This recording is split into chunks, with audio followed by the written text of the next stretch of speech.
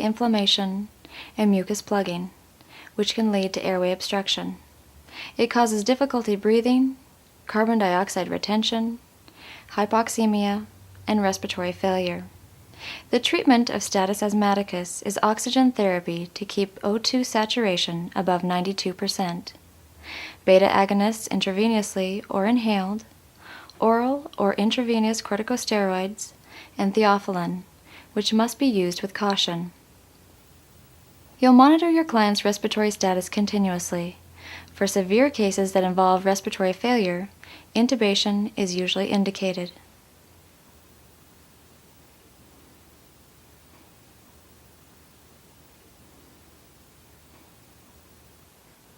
We'll go from asthma to our next client, EC, who has emphysema. Let's review a little about emphysema before discussing this client. Emphysema is a chronic disease in which the alveoli, the tiny air sacs in the lungs, are damaged and become overinflated. It's characterized by airway resistance and decreased diffusing capacity. Emphysema is one of the 3 constellation diseases that comprise chronic obstructive pulmonary disease, or COPD. Do you remember the other 2? Asthma and chronic bronchitis. That's right. The risk factors for emphysema are smoking, exposure to environmental pollutants, antitrypsin deficiencies, family history, and increasing age. When you see EC, you'll want to compare his symptoms with those that are characteristic of emphysema. What would those symptoms include? Cough with thick sputum, wheezing, difficulty breathing with activity, weakness, and lethargy. When you examine EC, what would you expect to find? Increased anterior-posterior chest diameter, use of accessory muscles for breathing, asymmetrical thoracic movements, decreased diaphragmatic excursion, pursed lip breathing, ruddy skin color, and clubbed fingers. The last time EC was here, he had to lean forward on a table to facilitate his breathing, so you'll want to see how he is doing now. When EC was diagnosed, based on history and physical, the physician ordered a chest X-ray, pulmonary function tests, and arterial blood gas analysis. Do you remember what pulmonary function tests might show in someone who has emphysema? Generally, you would expect to see a prolonged, forced exhalation, decreased vital capacity, and increased residual volume. Let's discuss EC's treatment. The first step was to get him to stop smoking.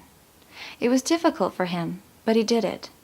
He uses a humidifier at home and takes a bronchodilator.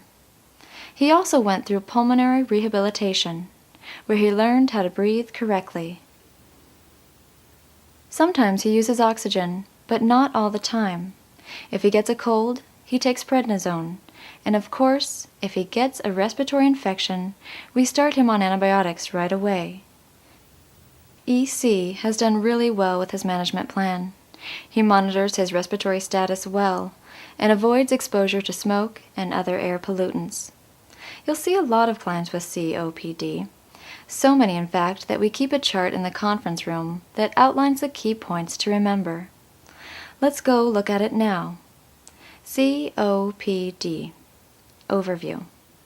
A chronic, progressive group of obstructive airflow diseases, including asthma, chronic bronchitis, and emphysema. Results in increased airway resistance. Causes permanent lung distension. Risk factors: cigarette smoking, chronic exposure to pollutants, chronic lung infections, genetic predisposition. Signs and symptoms: dyspnea, begins with exertional, progresses to at rest, wheezing, crackles, productive cough, orthopnea, intolerance to exercise, tachypnea, tachycardia, barrel chest, use of accessory muscles for respiration, cyanosis, hypoxia, peripheral edema.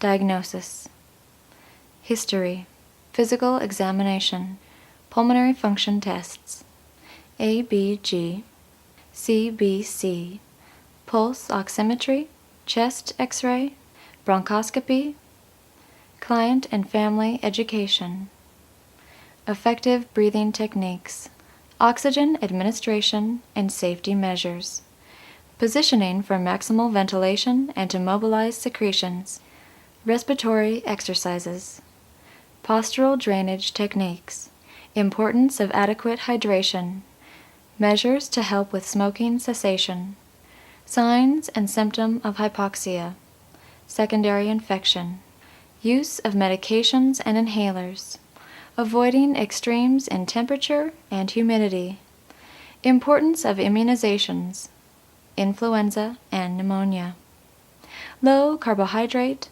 high protein, high fat diet, pharmacotherapy, immunizations, antibiotics, bronchodilators, corticosteroids, oral and inhaled, oxygen, beta-adrenergic agonists, complications, respiratory insufficiency or failure, pneumonia, atelectasis, pulmonary hypertension, pneumothorax, congestive heart failure, acute respiratory distress syndrome. This chart is very comprehensive and follows a flow sheet that guides us in assessing each of these areas, with each client at each visit. This flow sheet remains in the client's chart. The nurses here are determined to provide clients and their families with comprehensive education and to monitor how they are doing. Often, it is the nurse's assessment of how the client is doing that alerts the physician to a problem. Take a few moments to study this chart before we move on to pneumothorax.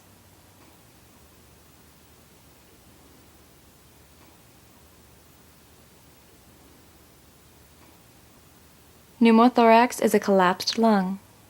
It occurs when air escapes from the lung or when air enters the lung from the outside. It is most often caused by penetrating trauma. That would be an open pneumothorax. But it can also be caused by blunt trauma, making it a closed pneumothorax, or as a complication